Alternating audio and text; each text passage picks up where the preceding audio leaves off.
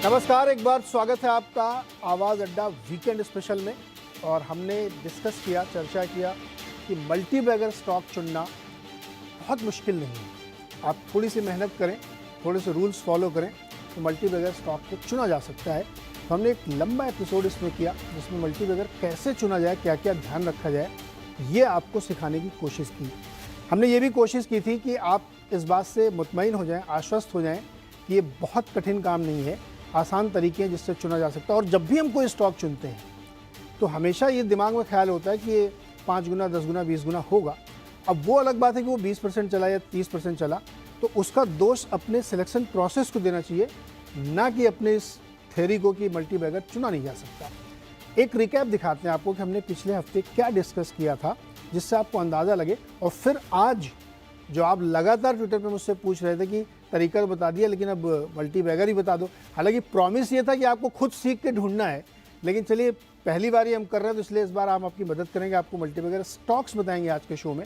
लेकिन पहले देखिए हमने क्या डिस्कस किया था, एक रिकैप दिखाते हैं आपको। मल्टी बैगर स्टॉक कैसे चुना जाए, आज इस सबसे बड़े सवाल का जवाब ढूंढने की कोशिश करते हैं। और मुझे विश्वास है कि शो खत्म होते होते मैं आपको कन्विंस करा दूंगा कि मल्टी बैगर ढूंढना पॉसिबल है, बिल्कुल पॉसिबल है, असंभव कुछ भी नहीं है। स्मॉल कैप से आ सकता है, बड़े कैप से भी आ सकता है। और हमने देखा है कि डिफरेंट इन्वेस्टर्स अपने डिफरेंट स्टाइल से लेके मल्टी बैगर चुनते हैं और सारे फॉर्मूले चलते हैं। तो सबसे पहली चीज सबसे ज्यादा रिक्वायर्ड है, देन एनीथिंग एल्स जो भी हम सारे पैनलिस्ट रिकमेंड करें वो होता है टाइम। अगर आपने टाइम स्पेंड नहीं किया तो कोई भी तरीके से आप मल्टी बैगर नहीं बना सकते लाइफ में। खुद की इनहेरेंट कैपेबिलिटी, यानी तब हम बात करते हैं मैनेजमेंट की, और जहां पर पे सबसे बड़ा क्वेश्चन आता है कि प्रमोटर की क्वालिटी कैसी है और आपके फाइनेंशियल रेशियोज क्या उस कैपेबिलिटी को रिफ्लेक्ट कर रहे हैं। तो एक जब आप सोल्यूशन देते हैं साथ में अच्छे ब्रांड के साथ, इन फाइनेंशियल रेशियोज के साथ, तब ये मल्टी बैगर जो है स्टॉक बनता है। मैनेजमेंट बहुत ज़रूरी है, उसके आंख में सपने होने चाहिए, पेट में आग होनी चाहिए कि मुझे अपनी कंपनी को बहुत बड़ा बनाना है और उसके लिए लगातार काम करता रहे। Smaller companies with high vision and probability को पकड़ा तो उसमें रियल मल्टी बैगर बनेगा 10x, 50x, 100x, 200x, 300x and 10,000x। तो ये हमने कोशिश की थी, रिकैप आपको दिखाया कि आप ढूंढ सकते हैं किन किन पैरामीटर्स में, जिसमें कुछ चीज़ें बहुत महत्वपूर्ण हैं जो आपने सुनी थी पिछले शो में। आप जाके दोबारा से वो शो देख सकते हैं, इस शो को देखने से भी पहले या बाद में भी देख सकते हैं कि आपको चुनने के तरीके क्या रखने हैं। साथ ही कुछ चीज़ें जैसे कैपिटल एलोकेशन बहुत ज़रूरी है। मान लीजिए आपने कोई बहुत अच्छा स्टॉक ढूंढ ही लिया और आपने उसके 5 शेयर खरीदे, अब वो 5 गुना भी हो गया ना तो आपको कुछ पैसा नहीं बनेगा, अफसोस करेंगे कि। तो कैपिटल एलोकेशन बहुत ज़रूरी है। प्लस जिस कंपनी को आप चुन रहे हैं उसके अंदर प्राइसिंग पावर होनी चाहिए, जिसको टेक्निकल लैंग्वेज में मोट कहते हैं, वो होना चाहिए। तो ये 1-2 पॉइंट हमारे पिछले डिस्कशन से कैरी फॉरवर्ड हैं, जो रह गए थे उन पर भी हम बातचीत करेंगे।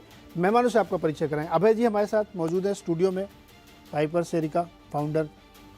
साथ ही हमारे साथ आशीष चतुर्मोता जी हैं, जेएम फाइनेंशियल्स के फंड मैनेजर हैं, और अभिषेक अग्रवाल जी रॉकस्टार कैपिटल के। आप सबका सर बहुत बहुत स्वागत है। गुरमीत जी आज चूँकि ट्रेवल कर रहे हैं तो वो हमारे साथ अवेलेबल नहीं हो पाएंगे, उनको किसी दिन और पकड़ेंगे तो मल्टी बैगर तो लेंगे, वादा तो वादा है, वो तो पूरा करना पड़ेगा। इससे पहले कि हम आप लोगों से स्टॉक पे डिस्कस करें कि कौन से स्टॉक मल्टी बैगर हो सकते हैं, 2 पॉइंट मुझे और आपसे डिस्कस करने। कैपिटल एलोकेशन कितना इंपॉर्टेंट है भाई जी? ये बहुत बहुत इंपॉर्टेंट है। मैं कहूँगा जितने पैरामीटर्स हम देखते हैं, कैपिटल एलोकेशन एक ऐसी चीज़ है जो 2 चीज़ें आपको बताता है। एक तो जो मैनेजमेंट है वो कितना इंटेलिजेंट है और उसका बिजनेस में कितना कॉन्फिडेंस है। जो ग्रोथ बिजनेसेस होते हैं, जो मल्टी बैगर्स बनते हैं, वो कोशिश करते हैं कि ज़्यादा से ज़्यादा कैपिटल अपने बिजनेस में डिप्लॉय करें क्योंकि उनको दिख रहा है ग्रोथ। जो कंपनीज ग्रो नहीं कर रही हैं वो स्टेडी स्टेट पे हैं, वो कैपिटल वापस करते जाते हैं। तो वो डिफरेंस दिखता है कि कैपिटल एलोकेशन जो कैपिटल बन रही है बिजनेस में वो कहाँ जा रही है।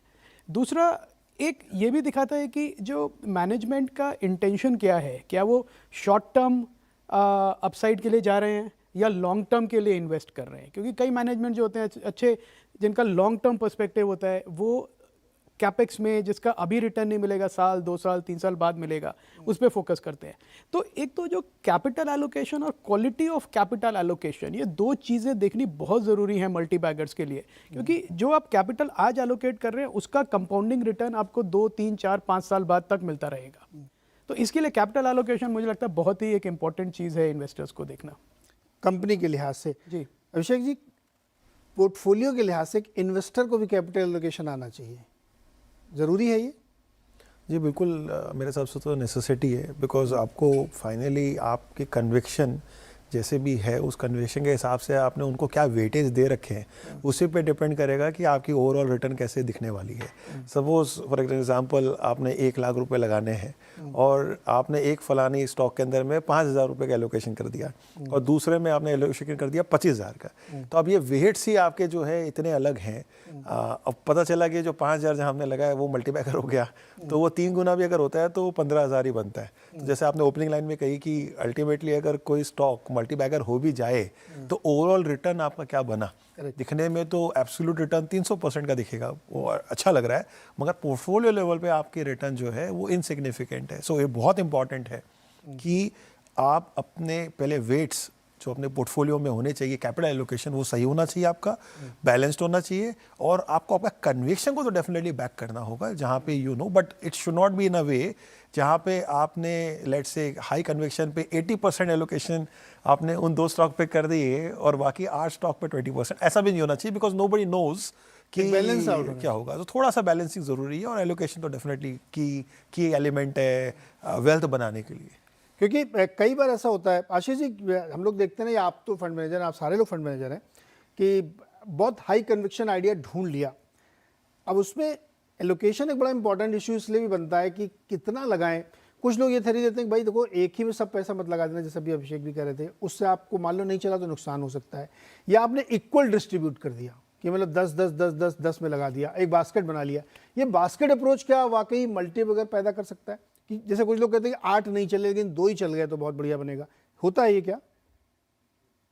तो नीरज जी बिल्कुल, देखिए स्टाइल ऑफ इन्वेस्टिंग है, कई लोग कॉन्सेंट्रेटेड पोर्टफोलियो पे बहुत ज्यादा बिलीव करते हैं, और जब आप कॉन्सेंट्रेटेड पोर्टफोलियो लेते हैं तो हो सकता है 5-6 स्टॉक ले रहे हैं और उसमें 2 स्टॉक भी आपके बहुत ही अच्छे रिटर्न देते, तो ओवरऑल भी पोर्टफोलियोज काफी अच्छे रिटर्न देते हैं। बट यहाँ मैं आपको एक बात कहना चाहूंगा, पीटर लिंच की हम बात करेंगे। पीटर लिंच एक ऐसे फंड मैनेजर थे मैग्नन फंड के, जिन्होंने ऑलमोस्ट 29.2% का कैगर रिटर्न अपने ड्यूरेशन में जनरेट किया, और 29% का जब कैगर आप पोर्टफोलियो में या अपने फंड में जनरेट करते तो ऑटोमेटिकली मल्टीबैगर रिटर्न हो जाता है। बट अगर से आप उनके साइजिंग को देखेंगे, पोजीशन साइजिंग को देखेंगे, तो आप सरप्राइज होंगे कि उनके पास एक समय पे 200 स्टॉक से ज्यादा पोर्टफोलियोज हुआ करते थे। इनफैक्ट अभी के भी हमारे एक रिसेंट बहुत ही जाने माने इन्वेस्टर है जो मिड कैप स्मॉल कैप में काफी जबरदस्त पोजीशंस बनाते हैं, तो अगर से आप उनका भी देखेंगे तो उन्होंने मल्टीबैगर्स काफी बनाए, बट उनके भी जो नंबर ऑफ स्टॉक्स आप देखेंगे उनके पोर्टफोलियो में तो वो 100 से ज्यादा है।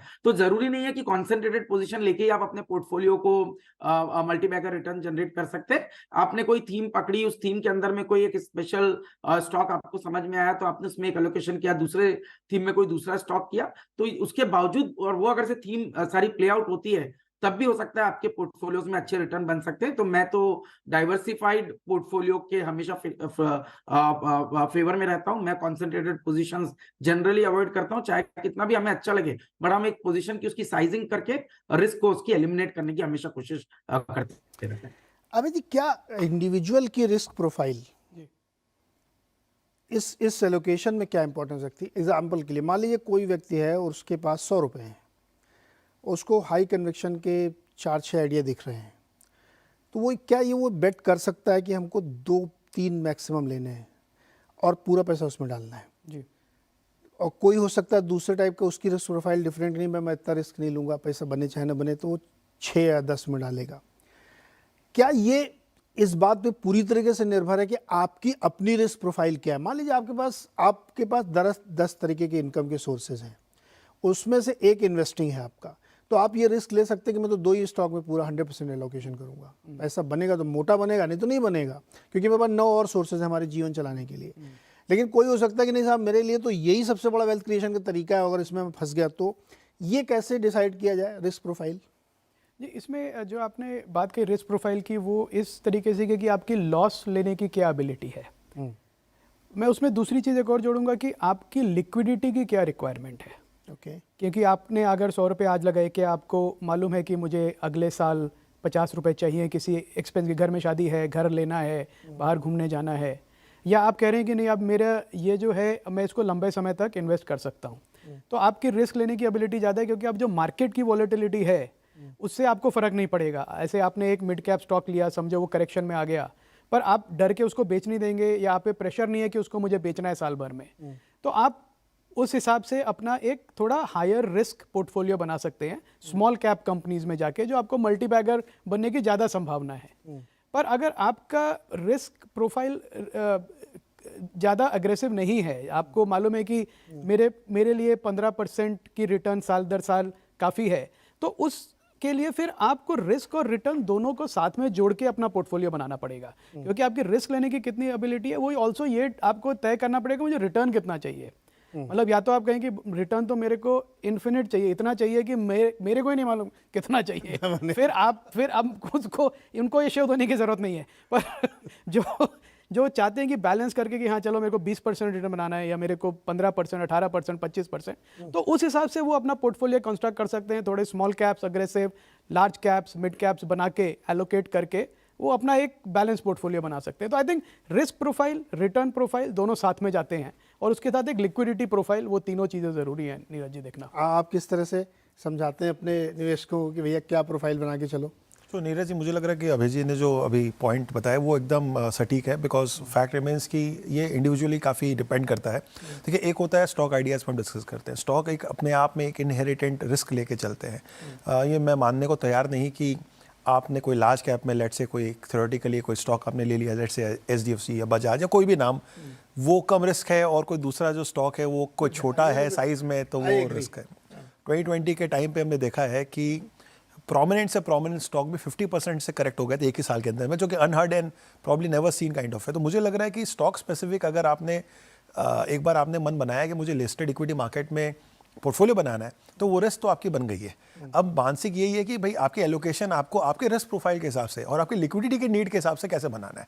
मैं हमेशा ये रिकमेंड करता हूँ कि चाहे आप मार्केट के पार्टिसिपेंट एज अ रिसर्च जिसकी है, या जिन्होंने एक्सपीरियंस गेन किया हुआ है, वो हो सकता है कि थोड़ा सा कॉन्सेंट्रेटेड बना सकते हैं अपना। जब मैं कॉन्सेंट्रेटेड कहता हूँ, मेरा मतलब है कम से कम 15 से 20 स्टॉक तो होंगे उनके पास। तो ये 2, 3, 4 स्टॉक वाली थियरी जो है वो मैं उसको सपोर्ट नहीं करता, नॉट बिकॉज कि कॉन्फिडेंस क्राइसिस है, बट बिकॉज एक होता है कि भाई हमको कुछ चीज़ें रिस्क भी बैलेंस करके करना होता है। आप रिस्क को अनलिमिटेड लेके नहीं कर सकते, क्योंकि अनलिमिटेड रिस्क का मतलब यही होता है कि फिर आप 100% गलतियाँ करोगे और पैसे नहीं बना पाओगे। और इसलिए बहुत सारे लोग इक्विटी मार्केट्स को नेगेटिव समझते हैं, बिकॉज उनको ये रिस्क मैनेज करना नहीं आता है। सो आई बिलीव कि एटलीस्ट आपके पास एक डिसेंट पोर्टफोलियो होना चाहिए। और अगर आप थोड़े से कंजर्वेटिव हैं, आप नहीं चाहते कि भाई मैं एक बहुत बड़ी वॉलेटिलिटी को देखूं, तब मुझे लगता है ऐसे इन्वेस्टर्स के लिए तो ETF बेस्ट है, या म्यूचुअल फंड्स हो गए, जैसे कि वहाँ पे informed fund managers portfolio risk ले, लेकिन मैनेज कर, मतलब जैसे बैंकर जो है ना, सबसे बढ़िया उसका काम है रिस्क मैनेज करना। बिल्कुल। Banking is all about lending, हाँ, लेंडिंग का बिजनेस पूरा वही है ना। रिस्क जितना अच्छा मैनेज कर लोगे, उतना अच्छा बैंक आप चलाओगे। वैसी कुछ मेंटालिटी इन्वेस्टर की होनी चाहिए। तो 2 पॉइंट हमने इसलिए डिस्कस किए कि जब आप निवेश करने जाते हैं तो आपका अपना एलोकेशन कैसे आप करें, और प्लस आपकी अपनी रिस्क प्रोफाइल क्या, ये आपको इंडिविजुअली जानना बहुत ज़रूरी है। अदरवाइज आप बहुत वेल्थ क्रिएट नहीं कर पाएंगे। अब ज़्यादा समय नहीं लेते हैं लोगों का पेशेंस टेस्ट हो रहा होगा कि ये लोग जो ज्ञान दे रहे हैं इसका कोई मतलब नहीं, काम की बात बताओ। तो सर, काम की बात पहली क्या है जी? पहले मेरा डिस्क्लेमर है कि हम स्टॉक्स डिस्कस करेंगे, तो ये स्टॉक्स हमारे पोर्टफोलियो में भी हैं, बाय रिकमेंडेशन नहीं है। हमारा डिस्कशन हो रहा है कि मल्टी बैगर्स का कंटिन्यूएशन की तो उदाहरण है उसके, पर ये कंपनीज को हम जानते हैं तो इसलिए और पोर्टफोलियो में है, तो ये मैं डिस्क्लेमर लगाना चाहता हूँ। तो नीरज जी, मेरा एक फ्रेमवर्क से बात करूँ तो एक मैं ये देखता हूँ मल्टी बैगर डिसाइड करने के पहले कि इसमें साइज़ क्या है अभी कंपनी का, उसका, क्योंकि एक लेवल पे कंपनी आ गई कि अपना बिजनेस प्लान उसने प्रूव कर दिया है, पर ग्रोथ कर्व पे अभी पूरी नहीं पहुंची है, मैच्योर नहीं हुआ है बिजनेस।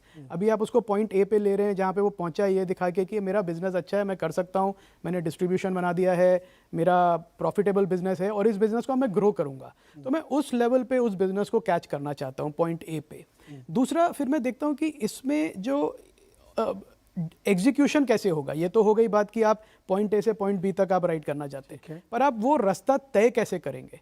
वो रास्ता तय करने के लिए 2 चीज़ें मैं देखता हूँ। एक जो है, जो मैनेजमेंट है पहला स्टॉक भी बताइए, हाँ, पहला स्टॉक है उसी कॉन्टेक्स्ट में हम तो लोग। उसी कॉन्टेक्स्ट में चलिए हम लेते हैं स्पंदना स्फूर्ति, माइक्रो फाइनेंस कंपनी है, लिस्टेड,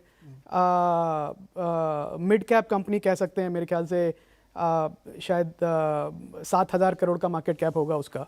सो उसका मैं उदाहरण देता हूँ कि एक माइक्रो फाइनेंस जो स्पेस है वो इतना बड़ा है और बड़ा हो रहा है, और वो इसलिए क्योंकि जो देश का जीडीपी बढ़ेगा वो एक जो पिरामिड का हम ऊपर के लेवल पे जाएं जहाँ पे सिक्योर्ड बोरोवर्स हैं, आपके जैसे लोग, मेरे जैसे लोग, अभिषेक के जैसे लोग, जो बैंक्स के साथ रिलेशनशिप है, बैंक कहता है कि अच्छा क्रेडिट है, इनको हम जानते हैं, अच्छा कमाते हैं, तो इनका एक ट्रैक रिकॉर्ड है, तो हम इनको पैसा दे देंगे। पर एक बॉटम ऑफ पिरामिड, एक बड़ी संख्या है, जनसंख्या है, जो बिजनेस करना चाहते हैं, एंटरप्रेन्योर, माइक्रो एंटरप्रेन्योर्स हैं, जॉब नहीं लेना चाहते या नहीं मिलते हैं, खुद करना चाहते हैं, पर उनको कैपिटल कहाँ से मिले, कौन देगा उनको? या तो अनऑर्गेनाइज सेक्टर में जाके जो हर गांव में साहूकार होते हैं उनसे लें और उनके मनमर्जी से चलें, या फिर ये माइक्रो फाइनेंस कंपनीज जो हैं वो उनको सपोर्ट करें इन अ रेगुलेटेड एनवायरनमेंट। आरबीआई की रेगुलेटेड है, ये शैडो बैंकिंग नहीं है ये, तो आरबीआई रेगुलेट करता है, वो हर इनको ऑडिट करता है, इनका परफॉर्मेंस देखता है, मैनेजमेंट जो सीईओ है उसको अप्रूव करता है, तब ये कंपनीज आगे बढ़ती हैं। तो माइक्रो फाइनेंस का जो स्पेस है उसका मुझे लगता है अगले 5-10 साल में फिनोमिनल ग्रोथ होने वाला है, क्योंकि हमारे जो देश में एंटरप्रेन्योरशिप है वो सिर्फ ऊपर तक नहीं, स्टार्टअप लेवल इंडिया पे ही लिमिटेड नहीं है, गांव-गांव में है। स्पंदना स्फूर्ति का मैनेजमेंट में मुझे इसलिए कॉन्फिडेंट है क्योंकि इससे बड़ा बिजनेस बना के आए हैं। 6 मैनेजर्स हैं जो बड़े, इंक्लूडिंग द सीईओ शलभ सक्सेना, वो भारत इंक्लूजन से आए हैं, जो इससे मेरे ख्याल से 3 या 4 गुना बड़ी कंपनी है, तो साइज देखा है उन्होंने। और ये कंपनी स्पंदना स्फूर्ति ऑलरेडी काफ़ी स्केल्ड अप है, 27 लाख कस्टमर इसके ऑलरेडी हैं, 10,000 करोड़ का एयूम है, अच्छा प्रॉफिट बनाते हैं, और 1600 ब्रांचेज हैं इनके पूरे देश में, 12,500 एम्प्लॉयज़ हैं। तो आप नंबर देखें तो पूरा बेस बन चुका है ग्रोथ के लिए। और इनका एक स्टेटेड विजन है जो इन्होंने कल शेयर किया था पब्लिक डोमेन में, अपनी बीएसई फाइलिंग में, एक्सचेंज फाइलिंग में, कि 28/28 की जो 10,000 करोड़ का एयूएम है उसको 28,000 करोड़ का बनाएंगे 5 साल में। तो 5 साल का विजन उन्होंने पूरा शेयर किया, उसमें कितना प्रॉफिट होगा, कितने कस्टमर्स होंगे, कितना एयूएम होगा, वो पूरा डिटेल में उन्होंने समझाया। तो मैं कहता हूँ आप एक पब्लिकली स्टेट कर रहे हैं अपना ऑब्जेक्टिव एज ए टीम, 13 लोगों की टीम वो बता रही है, तो मुझे लगता है वही एक कमेंडेबल स्टेटमेंट है कि आपने कहा मैं करूंगा। और इसकी प्रेमाइस इस बात पे है कि मार्केट बहुत बड़ा है, मार्केट बहुत बड़ा बढ़ रहा है और बढ़ रहा है जी, और धीरे धीरे ये ऑर्गेनाइज्ड हो रहा है जी बिल्कुल, तो जिसकी वजह से जो बहुत एक अनरेगुलेटेड या रिस्की प्रोफाइल होती थी वो आप कह रहे हैं कि कम हो रही है। वो कम हो रही है, जिसको आता है वो करना चाहिए, बिकॉज ये लेंडिंग का बिजनेस है, तो आपको पैसा देना है और लेना भी है वापस। लेना ज़्यादा जरूरी है, लेना ज़्यादा जरूरी है, तो अब देंगे कैसे? नहीं तो आप देते रह जाएंगे। दे तो देंगे अपनी जेब से वापस भी बिल्कुल। चाहिए। तो शलभ ने कल वही बात बोली जो उन्होंने बोला कि ये बिजनेस ऐसा है, पूरा प्रोसेस ओरिएंटेड है, इसमें ज़्यादा सोचने की जरूरत नहीं है आपको। आपने एक बार डिसाइड कर लिया ये मेरा प्रोसेस है, तो सारे 12,500 एम्प्लॉइज को उसी प्रोसेस को फॉलो करना है, ना लेफ्ट देखना है ना राइट देखना है।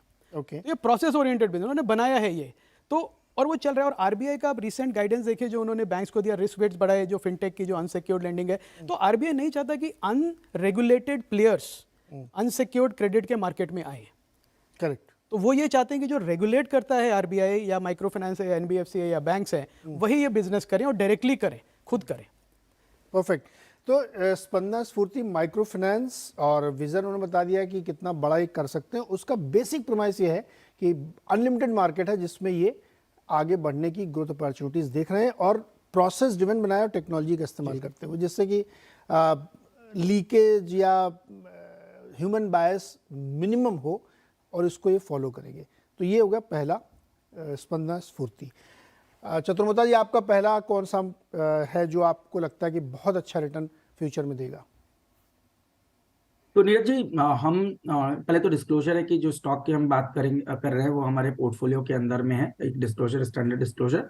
और स्टॉक हमें पसंद भी है क्योंकि ये जो पूरा स्पेस है डिफेंस बास्केट, ये हमें काफी ज्यादा पसंद है। अब इसमें समझने की बात है कि कई बार हमें लगता है कि स्टॉक लास्ट 6 महीने में, 12 महीने में अच्छे मूव आ चुके हैं तो क्या बड़े रिटर्न बनेंगे। तो हमेशा आप देखिए, जब भी कोई एक साइकिल बड़ी किसी सेक्टर में आती है तो वो कम से कम 3 साल, 5 साल, 7 साल ये साइकिल्स चलती है। और हमें साइज ऑफ अपॉर्चुनिटी एक बहुत ही एक इंपॉर्टेंट एस्पेक्ट होता है, इस पर ध्यान देना पड़ता है। तो अगर से आप सबसे पहले डिफेंस की बात करें तो इस सेक्टर को मैं अगर से पॉजिटिव तौर पे इसकी बात करूं तो करीब 150 बिलियन डॉलर का ये जो साइज ऑफ अपॉर्चुनिटी आने वाले 4-5 साल में हो जाएगी। और इंडिया का जो डिफेंस कैपिटल आउटले वो करीब 12 से 13% कैगर से ग्रो करेगा। अब आप अगर से देखेंगे कि एशिया के अंदर में चाहे पॉलिटिकल आप जो टेंशन देख ले या टेरिटोरियल जो डिस्प्यूट्स है, इस सबको ध्यान में रखते हुए जो एशिया का ओवरऑल ग्लोबल डिफेंस स्पेंडिंग में शेयर है वो 24% से बढ़ के 34% हो गया। स्टॉक का नाम बिल्कुल। तो इस स्पेस में हमें जो स्टॉक काफी पसंद है वो है Bharat dynamics limited. Okay. Bharat dynamics के अंदर में हमें नीरज जी सबसे अच्छी बात ये लगती कि एक तो ये कंपनी की जो आज की टॉप लाइन है वो करीब करीब 2400 करोड़ की है, और वहीं इसकी आप ऑर्डर बुक देखेंगे तो 20,000 करोड़ की ऑर्डर बुक इस समय पे भारत डायनामिक्स की है।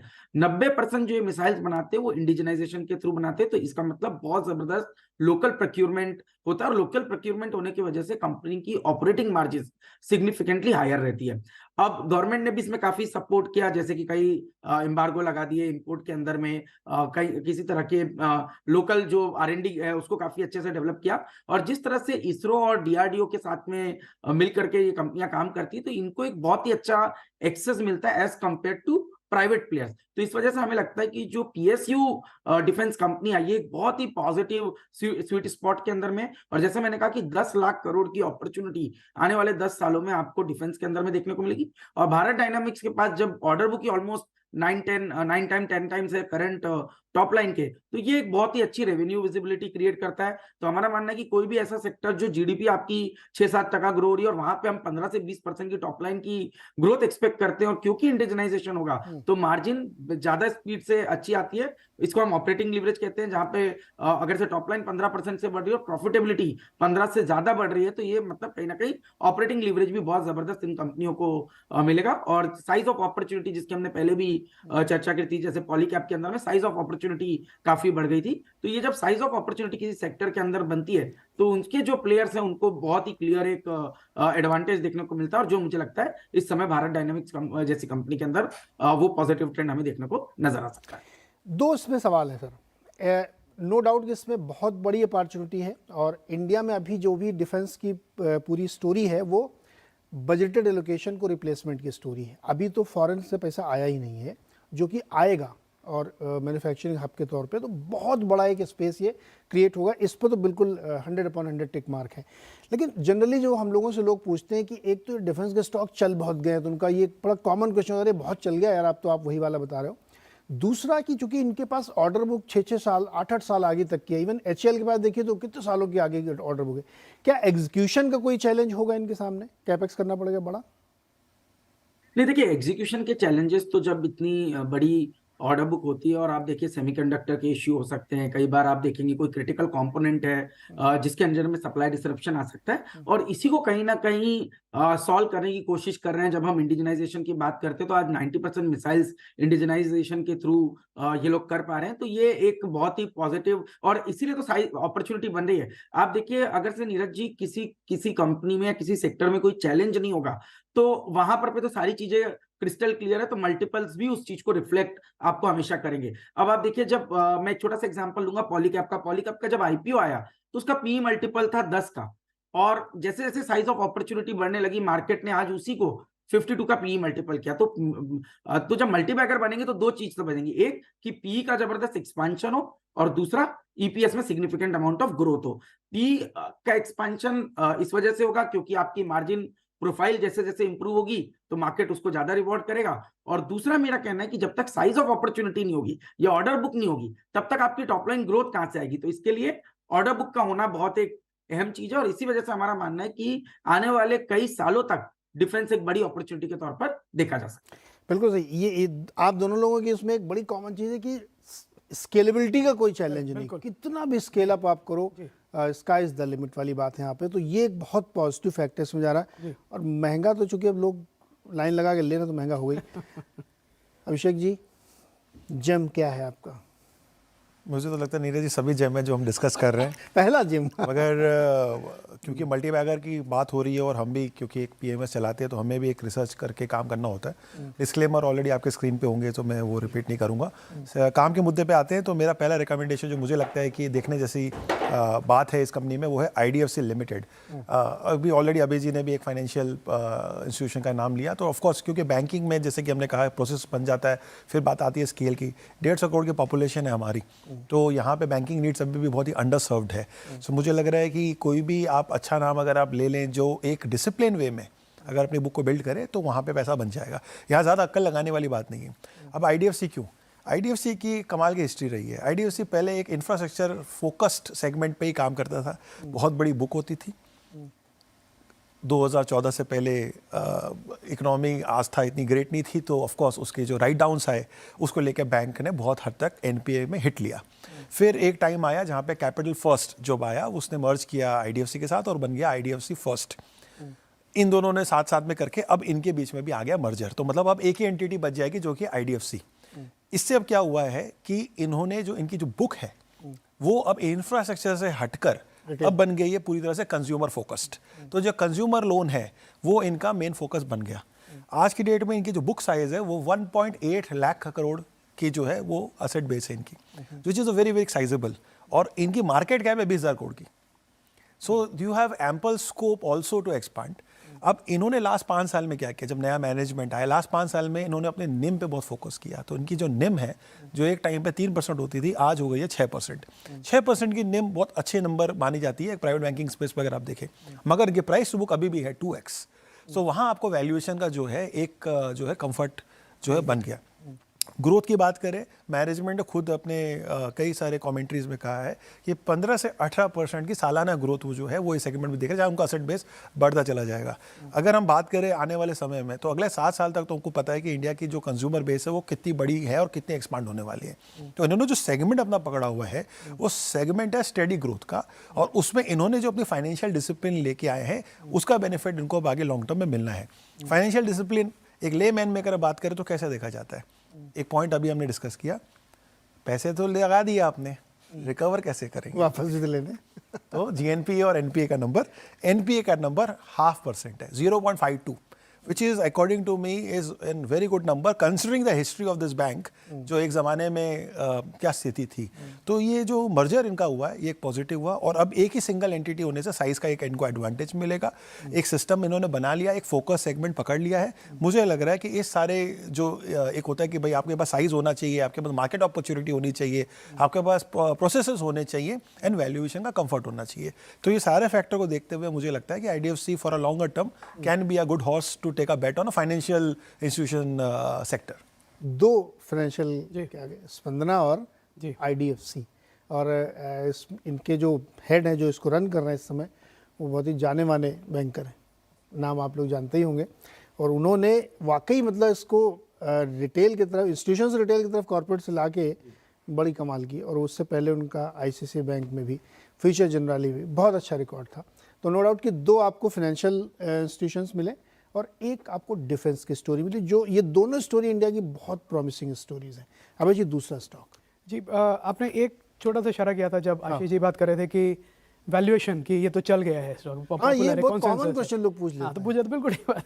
पर मेरा भी एक मानना है कि आप यू नो मल्टीबैगर आप हर तरह से ढूंढ सकते हैं। हमने पिछली बार शो में भी डिस्कस किया था, कोई बहुत सारे फार्मूला हैं। आप महंगा स्टॉक लेके वो और महंगा या ग्रोथ कर्व पे जा रहा है। मुझे पर्सनली लगता है कि अगर हम ऐसे ही नॉन कंसेंसस नाम को पकड़ लें जो अभी ग्रोथ कर्व पे जा रहा है, जिसने काफ़ी मेहनत करी है पर अभी पॉपुलर नहीं है, बाद में पॉपुलर होगा, तो आपको एक मल्टीपल एक्सपेंशन, मल्टीपल एक्सपेंशन भी मिलता है उसमें और अर्निंग्स ग्रोथ भी मिलता है, तो मल्टीबैगर बनना आसान हो जाता है। तो उसी का एक स्टॉक है जो हम काफ़ी समय से ट्रैक कर रहे हैं, वो है अमारा राजा बैटरी, जिसका नाम अभी चेंज होके अमारा एनर्जी हो गया है। और वो नाम चेंज हुआ, वही स्टोरी है, वही रिफ्लेक्ट करता है कि क्या हो रहा है उस कंपनी में। तो जो दर्शक हैं गाड़ी में, स्कूटर में बैटरी डालते हैं, तो 2 ही ऑप्शन है लार्जली मार्केट में, एक एक्साइड ले लें या आप हमारा एमरॉन ले लें, यही 2 प्रोडक्ट्स मिलते हैं। तो उस इंडस्ट्री में ऑलरेडी एक कंसोलिडेशन है, 2 ही प्लेयर हैं उसमें, तीसरे के आने की संभावना बहुत कम है। अब क्या हो रहा है नीरज जी कि हम एक तरफ देख रहे हैं कि ऑटोज़ का जो ग्रोथ है वो तो हो रहा है ज़बरदस्त। अब गाड़ियाँ बिक रही हैं, 2 व्हीलर बिक रहे हैं, हर महीने नए रिकॉर्ड बन रहे हैं उसमें। पर उसमें जो लेड एसिड बैटरीज लगती हैं अभी, वो यही 2 प्लेयर बनाते हैं। तो एक गारंटीड मार्केट है जो बढ़ रहा है, क्योंकि ये कभी ना कभी वापस नई बैटरी, पुराने जो बिके वो आएंगे नई बैटरी के लिए, जो नए बिक रहे हैं वो उनमें बैटरी लगी, तो एक स्टेडी ग्रोथ है। प्राइसिंग पावर इतना ज़्यादा नहीं है, कमोडिटी ड्रिवन है, 8 से 9% का प्राइसिंग ग्रोथ रहता है।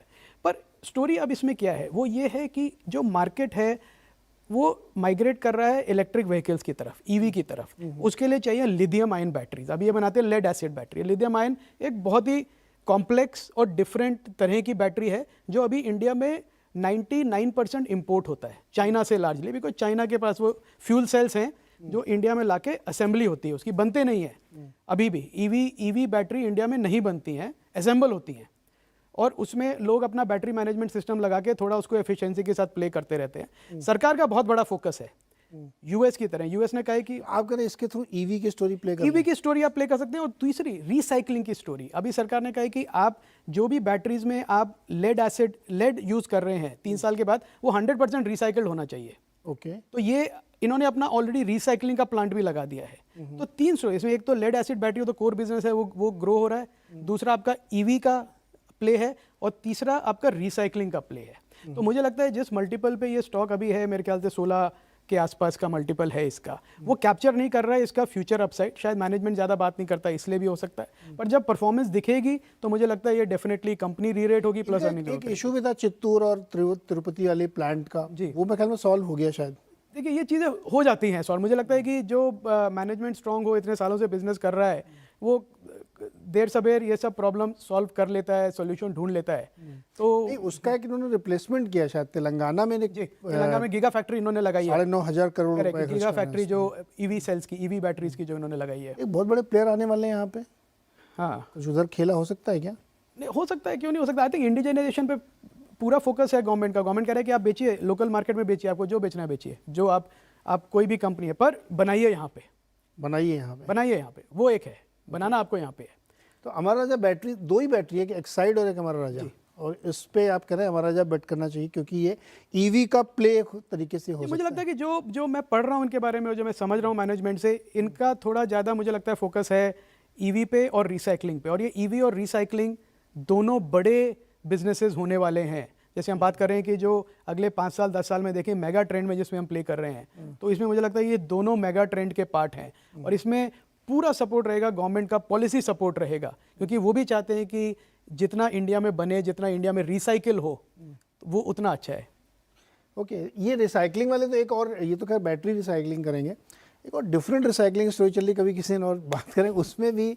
जो पेट कोक बॉटल को रिसाइकिल करके कपड़े बन रहे हैं आजकल, उसमें 2-3 कंपनी बहुत मैसिव काम कर रही। खैर वो डिफरेंट स्टोरी, हम उसको कभी और बात करेंगे। तो अमर राजा एनर्जी ये है, ईवी का एक प्ले ले सकते हैं इससे आपके, और अभी हाईली अंडर वैल्यूड है। चतुर्मोता जी, आपका दूसरा स्टॉक। जी, तो अगेन नीरज जी, डिस्क्लोजर है कि स्टॉक हमारे पोर्टफोलियो में, और इसको हमने चर्चा भी की है कई बार आपके चैनल पे, और स्टॉक है SJVN।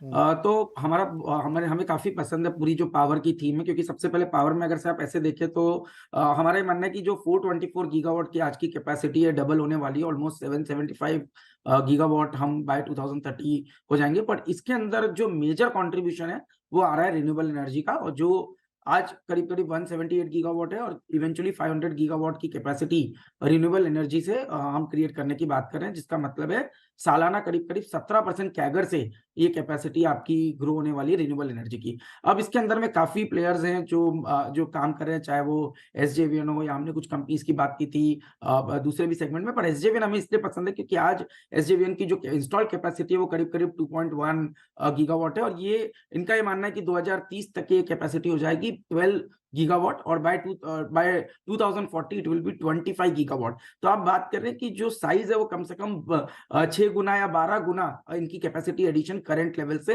होने जा रही है। अब आप देखेंगे बैलेंस शीट की स्ट्रेंथ, तो बैलेंस शीट की स्ट्रेंथ बहुत ही प्रॉमिसिंग है। कैश करीब 1000 करोड़ की लिक्विडिटी इनके पास हमेशा अवेलेबल रहती है, तो एक बहुत ही स्ट्रॉन्ग बैलेंस शीट है। एक रेगुलेटेड बिजनेस है, तो जिसकी वजह से स्टेडी कैश फ्लो बना रहता है, और साथ ही साथ रिन्यूएबल एनर्जी के अंदर में जो ग्रोथ आउटलुक है उसकी वजह से से हमें लगता है कि बहुत ही बढ़िया आपका जो रिस्क रिवॉर्ड है करंट लेवल्स पे भी काफी फेवरेबल है। अब हमारा ऐसा मानना है कि ये जो पूरा सेगमेंट है, चाहे इसके अंदर आप एनटीपीसी की बात करें, एसजेवीएन की बात करें या पूरे पावर सेक्टर की बात करें, तो क्योंकि यहाँ पर पे अगेन फिर साइज ऑफ अपॉर्चुनिटी की मैं बात कर रहा हूँ कि आप बात कर रहे हैं 178 गीगावाट 500 गीगावाट की तरफ जाना है, तो इसके अंदर में public sector undertakings again will play a very very big role, क्योंकि इनकी बैलेंस शीट एक तो काफी अभी स्ट्रांग है, सेकेंड एक्सेस जब ये लोन को करते हैं या डेट को करते हैं तो इनकी cost of funding private players के सामने काफी लो रहती है, ऑलमोस्ट 100-150 बेसिस पॉइंट का कॉस्ट में फर्क आता है। तो जब लो कॉस्ट पे इनको फंडिंग मिलती है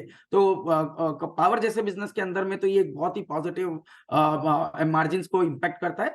और जैसा मैंने कहा कि आप देखिए पावर की पीक जो शॉर्टेज है वो जबरदस्त थी। अभी कुछ समय पहले एक डेटा आया जिसमें अगस्त के महीने में ऑलमोस्ट हमने देखा था कि 240 गीगावाट का पीक इलेक्ट्रिसिटी डिमांड था, और इसका मतलब उस समय पे 11 गीगावाट की पीक शॉर्टेज थी डिमांड की, जबकि यही नंबर आप कभी फाइनेंशियल ईयर 22 में देखें तो ये मात्र 2 गीगावाट का पीक शॉर्टेज था। इसका मतलब है जो रैपिड इंडस्ट्रियलाइजेशन हो रहा है, डिमांड बढ़ रही है, और जिस तरह से काफी सारे फैक्टर्स जो है वो ये क्लियरली इंडिकेट कर रहे हैं कि पावर की जो डिमांड है वो सिग्निफिकेंटली ग्रो होने वाली है। और जब आप हम बात करें कि इंडिया को $5 ट्रिलियन $10 ट्रिलियन इकोनॉमी होना है, तो ये बिना इंडस्ट्रियलाइजेशन के नहीं होगा और बिना पावर के ये ग्रोथ पॉसिबल नहीं है। तो हमें लगता है बड़ी रीरेटिंग पूरे पावर सेक्टर के अंदर में देखने को नजर आ सकती है। ये एक ऐसा सेक्टर ना अभय जी कि करंट गवर्नमेंट ने जो सबसे बड़ा काम किया है इस पावर सेक्टर में वो बहुत ही अनरेड है, लोगों ने पढ़ा नहीं, उसको समझा नहीं है।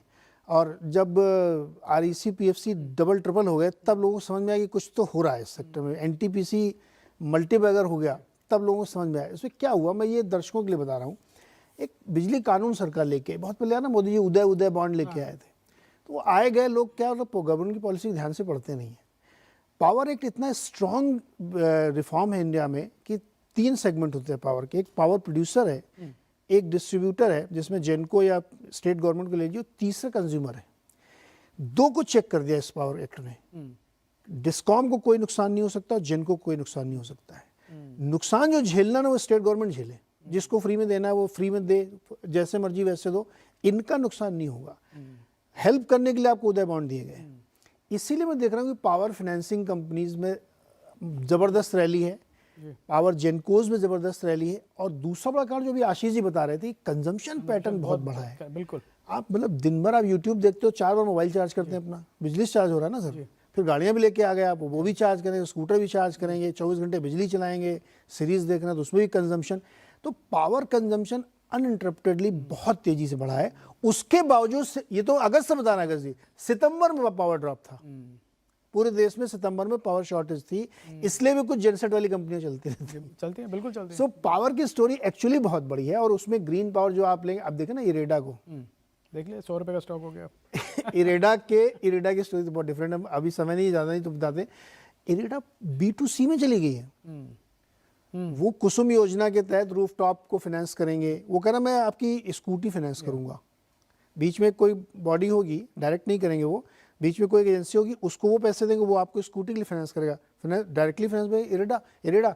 तो इरेडा का स्टॉक क्यों 100 रुपये हो गया, उसके पीछे थ्योरी डेफिनेटली आज बहुत महंगा दिख रहा होगा, लेकिन आप 10 साल बाद देंगे तो आपको लगेगा वो सही समय था।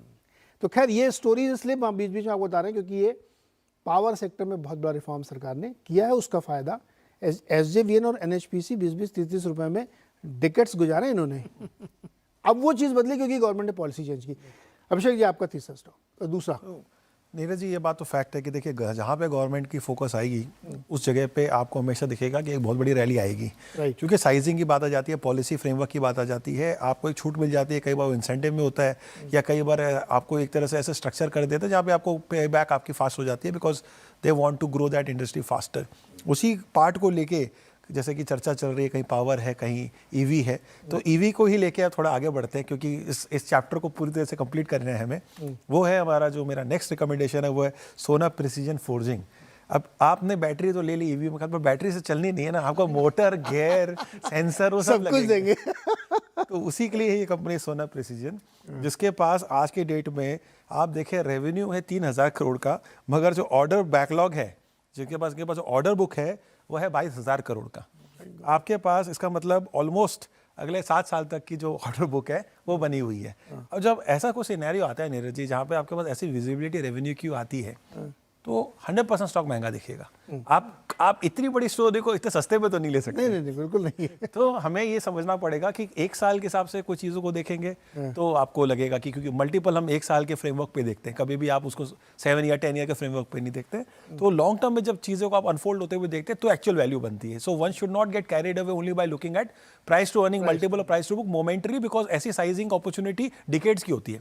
ईवी की स्टोरी जो कहीं नहीं जाने वाली, हम खुद ही देख रहे हैं कि किस तरह से कंजम्पशन बढ़ रहा है। कार्स वाले जितने भी हैं सब लोग ईवी लेके आ रहे हैं, 8-8, 10-10 मॉडल जो है वो एक साल में प्लान कर रहे हैं। यहाँ इस कंपनी की खासियत क्या है? ये कंपनी ऑफ कोर्स आप देख रहे हो कि एक तरह से आप मोटर गेयर सेंसर, ये इसकी एक प्राइम फोकस है जो ये बनाती है। इसके अलावा इसके पास है टेस्ला का ऑर्डर।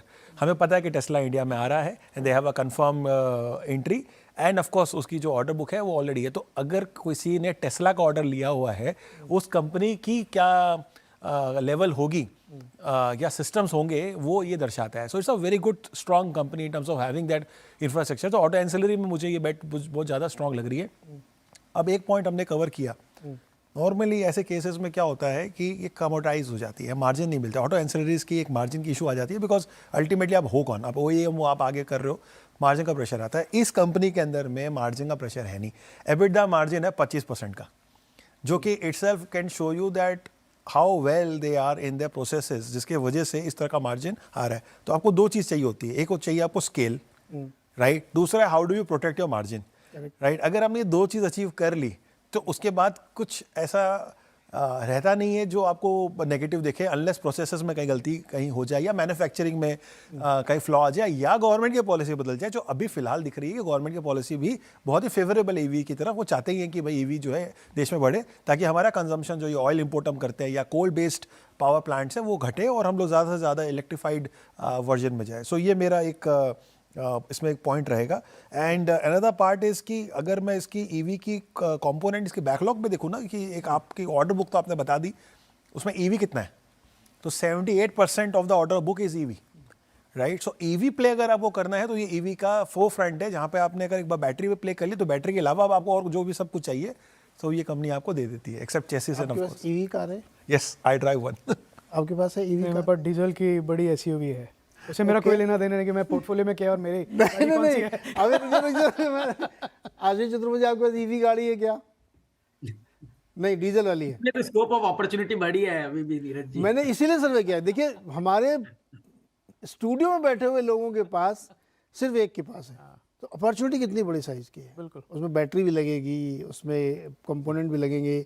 टेस्ला आ रहा है तो आपकी वाली कंपनी का भी कुछ हो सकता है। बिल्कुल नहीं हो सकता, क्यों नहीं हो सकता? बिकॉज इंडिया अभी जैसे अब एप्पल ने अनाउंस किया कि वो सेमीकंडक्टर जो चिप्स बनाते हैं वो कोरियन KDI करके कंपनी है, उसको वो इंडिया ला रहे हैं सप्लाई चेन मैनेज करने के लिए। वो कह रहे हैं कि इसको भी $700 मिलियन का इन्वेस्टमेंट करा के। सो एप्पल जैसी कंपनी जब आई, अब वो पूरा अपना सप्लाई चेन इकोसिस्टम इंडिया में डेवलप कर रहे हैं। करेक्ट। तो ये जो बड़े सारे ब्रांड्स आएंगे, सैमसंग है, पैनासोनिक है, जो भी हैं, वो सब आके, जो सुजुकी आया था पहली बार गाड़ी का, तो उन्होंने क्या किया था, सबसे पहले इंडिया में ही तो ये सोना, जैसे अभिषेक ने कहा, ये इनका जेनेसिस क्या है, ये कंपनी तब बनी जब ये सप्लायर्स बने सुजुकी के, जब सुजुकी लॉन्च हुई। तो इस तरह ये बड़े जो कंपनीज आएंगे यहाँ पे, तो इसके साथ पूरा इंडियन इकोसिस्टम बनेगा, इकोसिस्टम बनेगा, और वो बहुत बड़ी अपॉर्चुनिटी है इन्वेस्टर्स के लिए। तो साइज का तो कोई इशू ही नहीं है, आपको खाली अच्छी अच्छी चीज़ें ढूंढनी है। छोटा सा एक ब्रेक लेते हैं। ब्रेक पे जाते हुए आपको अगेन ये डिस्क्लोजर बता दें कि हम लोग जो भी कुछ यहाँ पे डिस्कस कर रहे हैं उसके लिए आप प्लीज़ अपनी रिसर्च भी करें। ये अब लोगों की राय है, ये अपने पोर्टफोलियो में है या क्लाइंट को उन्होंने सजेशन दिया हो सकता है। आप भी कोई निवेश करें तो आप एक इंडिपेंडेंट राय ज़रूर किसी से लें, एकदम ब्लाइंडली आप हमारी बात पे बिलीव ही ना कर लें जिससे कि आपको लगे। छोटा सा एक ब्रेक के बाद लौट के आते हैं। अभी 3 और स्टॉक्स डिस्कस करने एक एक।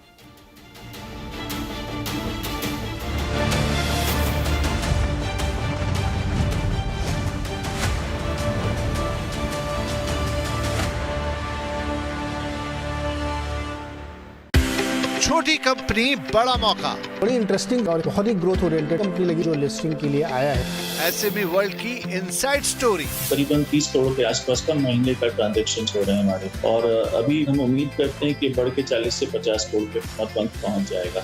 और SME के राइजिंग स्टार्स। अगर आप इंडिया में देखेंगे तो हमारा आज के देश में कोई कंपटीशन नहीं है।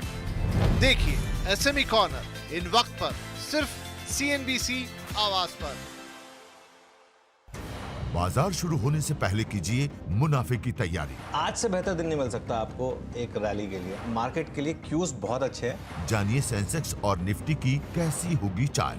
यहाँ पे आपको वॉच आउट करना है खुलने के पहले कहाँ स्टेबलाइज हो रहा है। तेजी पकड़ रहा है तो पहले घंटे के जो लोज है वो आपका स्टॉप लॉस होगा। और कौन से स्टॉक्स आपको बनाएंगे मालामाल। Buy on the dips and hold for long term, ये एक स्ट्रेटजी अपनानी चाहिए क्योंकि टेक्निकल रूप से बहुत ही बढ़िया है। देखिए मुनाफे की तैयारी। मार्केट के आखिरी 1.5 घंटे का सारा एक्शन। फेड के मिनट्स अगर डबिश आ गए तो एक मार्केट को बहुत बड़ा ट्रिगर मिलेगा, एक अच्छा सपोर्ट मिलेगा। क्लोजिंग बेल बजने से पहले कीजिए जबरदस्त कमाई। भारतीय बाजारों में आज थोड़ी सी उठापटक दिखाई दे रहा है, लेकिन नजरें होंगी कि क्या ट्रेड आपने पकड़ना है। डिसाइसिव वक्त है कि आप अपने प्रॉफिट्स को कैश में कन्वर्ट कर लें। जाने माने एक्सपर्ट्स के साथ। मुझे लगता है ये डिप को एक बाइंग अपॉर्चुनिटी की तरह देखना चाहिए। देखिए कमाई का अड्डा। फ्यूचर एक्सप्रेस में आप सभी का स्वागत है। FNO मार्केट का हर एक्शन। मेजरली आपको वो शेयर तेजी में दिखाई पड़ेंगे जहां पर हैवी वेट्स या बाइंग है भी तो बहुत सेलेक्टिव है, लेकिन प्रेशर बैंक्स में। कॉल ऑप्शन ले या पुट ऑप्शन। एक मोमेंटम चालू हो गया है बैंक निफ्टी में टुवर्ड्स सेल टारगेट्स 37,500 भी लेके जा सकता है। जानिए किन स्टॉक्स में होगी आपकी जबरदस्त कमाई।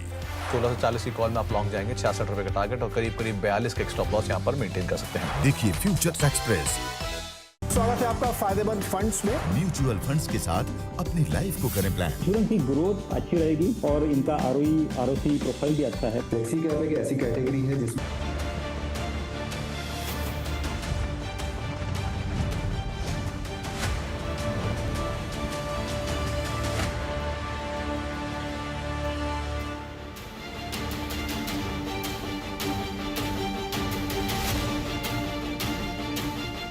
स्वागत है एक बार फिर से आपका इस खास चर्चा में, जहां हम मल्टी बैगर आइडेंटिफाई करने की कोशिश कर रहे हैं। हमने अब तक आपको 6 स्टॉक डिस्कस करके बताए कि ये मल्टी बैगर हो सकते हैं।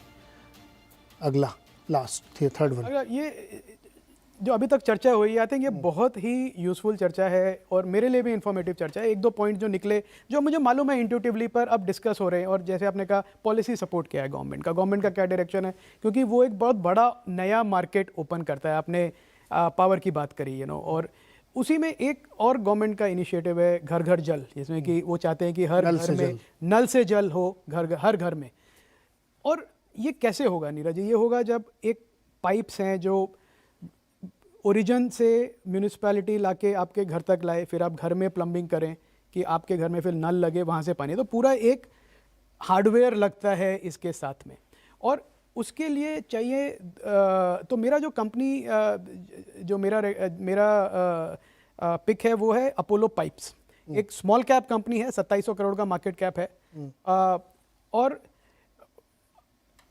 छोटा प्लेयर है उस इंडस्ट्री में बड़े प्लेयर्स हैं। सुप्रीम है, अपना एस्ट्रल है, और 2-3 प्रिंस पाइप्स हैं, बड़े प्लेयर्स हैं। बिल्कुल। तो उसमें पर मुझे लगता है अपॉर्चुनिटी स्पेस इतना बड़ा है कि आपको इरिगेशन के लिए पाइप्स चाहिए, आपको घर के लिए रेसिडेंशियल चाहिए, आपको इंफ्रास्ट्रक्चर के लिए पाइप्स चाहिए। और ये प्लास्टिक पाइप्स हैं जो हर कंपनी नहीं बना सकती, एक टेक्नोलॉजी इन्वॉल्व है इसमें।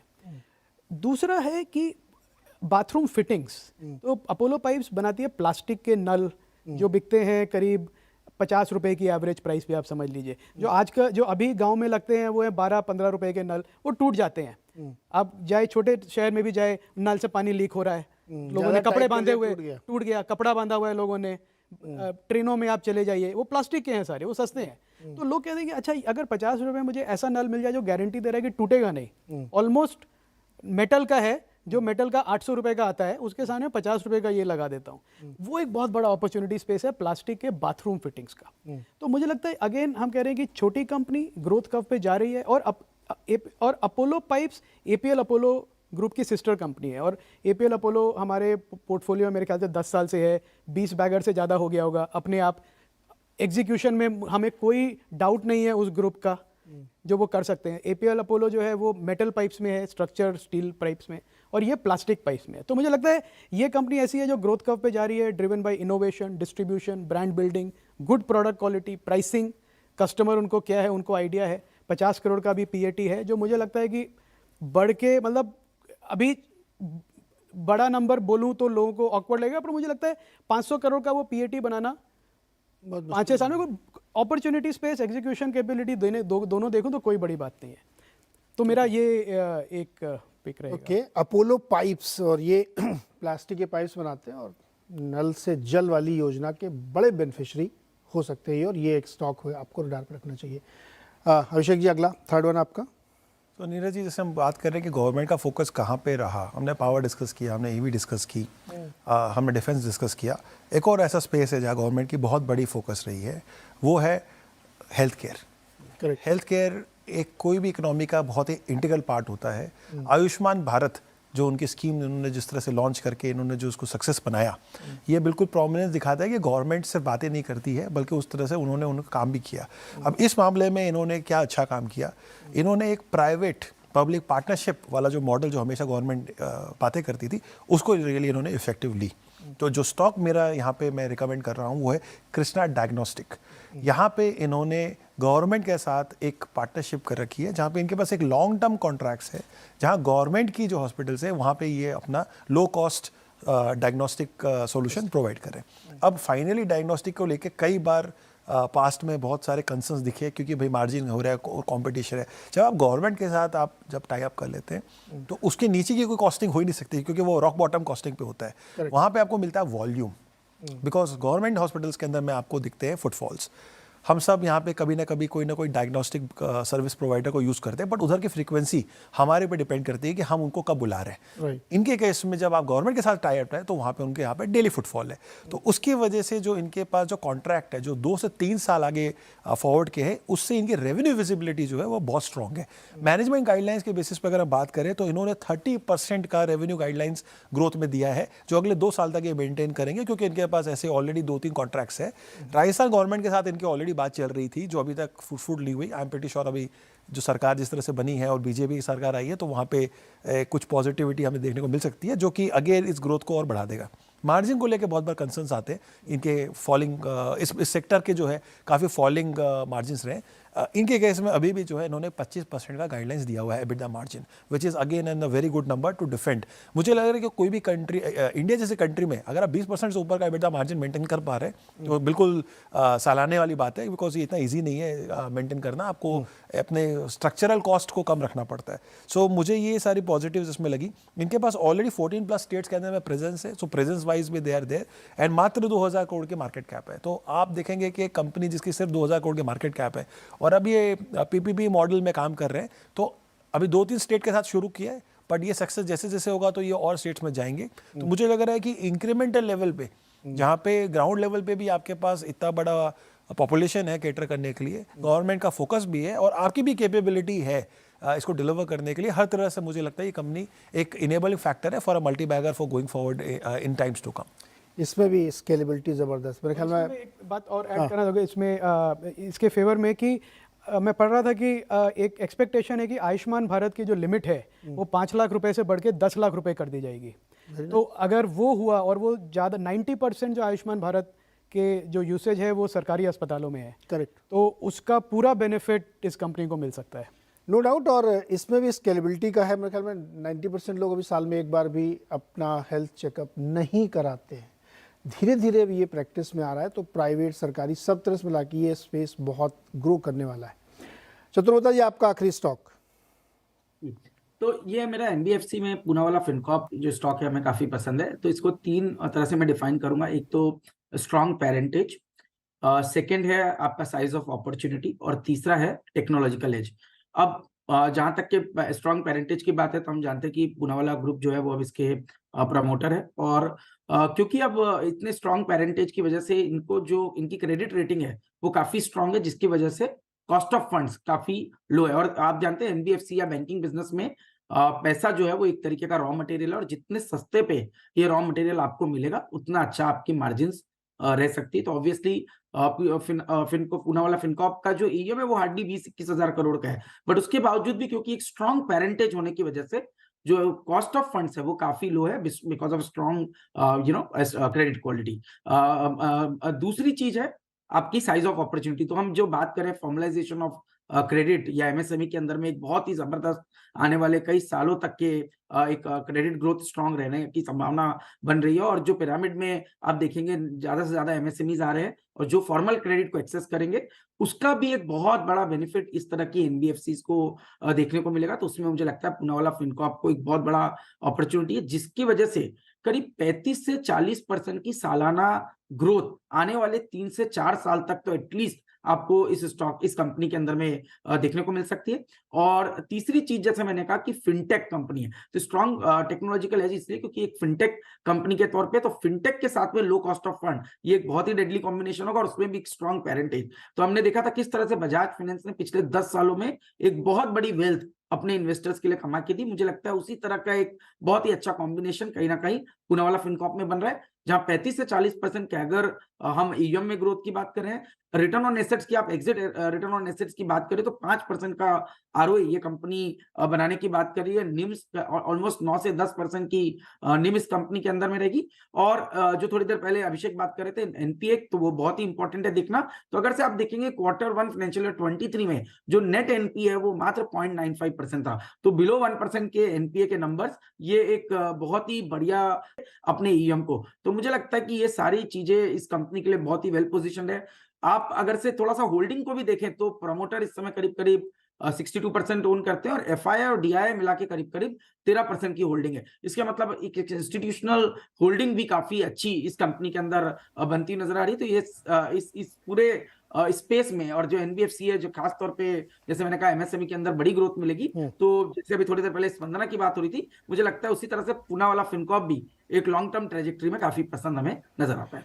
ओके, तो ये टोटल 9 स्टॉक्स हम लोगों ने डिस्कस किए। अमर राजा एनर्जी, अपोलो पाइप्स, स्पंदना स्फूर्ति, अभय जी के, आशीष के भारत डायनेमिक्स, एसजेवीएन और पूनावाला फिनकॉर्प, अभिषेक के हैं आईडीएफसी, सोना बीएलडब्ल्यू और कृष्णा डायग्नोस्टिक्स। ये स्टॉक आपको भविष्य में अच्छा रिटर्न दे सकते हैं। खुद भी आप इसमें ज़रूर पढ़िए। मैं आप हमेशा सजेस्ट करता हूँ कि आप अपनी खुद की स्टडी करिए, इनको देखिए, समझिए, पढ़िए, परखिए, जो हम लोग चर्चा कर रहे हैं उसको सुनिए और फिर कोई आप इसमें फैसला लीजिए। डिस्क्लोजर आपके सामने हम लोग कई बार दिखाया है कि आप इसको लेने से पहले डेफिनेटली अपने फाइनेंशियल एडवाइजर से एक राय ज़रूर ले लें। सर बहुत बहुत शुक्रिया। और हमने अपना वादा पूरा किया कि जो मल्टीबैगर हमने सिखाया था वो हमने उनको बता भी दिया कि भाई देखो कुछ एग्जाम्पल ही है। अभी थोड़ी मेहनत ये लोग भी करें ना, कुछ और भी ये लोग ढूंढे, हम लोग सजेस्ट करें यार इस पर भी थोड़ी बात करो। तो फिलहाल आज के लिए इतना ही। बहुत बहुत शुक्रिया आप सबका हमारे साथ जुड़ने के लिए और ये शो देखने के लिए। ऐसे ही और दिलचस्प आइडियाज़ पे हम लोग बातचीत करेंगे किसी और थीम पे। जैसे मैं एक सोच रहा था किसी दिन मैं पीएसयूज़ पे शो करूँगा, एक कि ये पीएसयू स्टॉक क्यों चल रहे हैं इतना। आज के लिए फिलहाल इतना ही। बहुत बहुत शुक्रिया।